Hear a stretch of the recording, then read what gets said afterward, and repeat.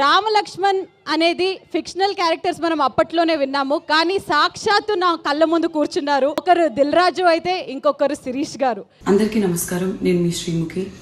Recent టైమ్స్లో నేను host చేసిన ఒక సినిమా ఈవెంట్లో పొరపాటున రామలక్ష్మణ్ని ఫిక్షనల్ అనడం జరిగింది.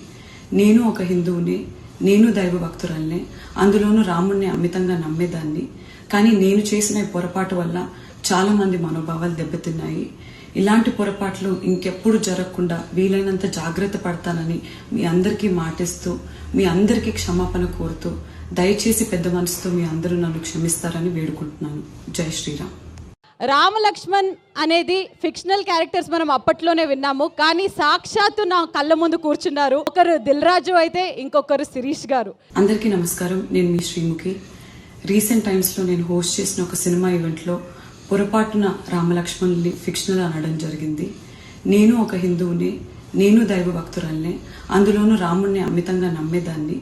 కానీ నేను చేసిన ఈ పొరపాటు వల్ల చాలా మంది మనోభావాలు దెబ్బతిన్నాయి. ఇలాంటి పొరపాట్లు ఇంకెప్పుడు జరగకుండా వీలైనంత జాగ్రత్త పడతానని మీ అందరికీ మాటిస్తూ, మీ అందరికీ క్షమాపణ కోరుతూ, దయచేసి పెద్ద మనసుతో మీ అందరూ నన్ను క్షమిస్తారని వేడుకుంటున్నాను. జై శ్రీరామ్.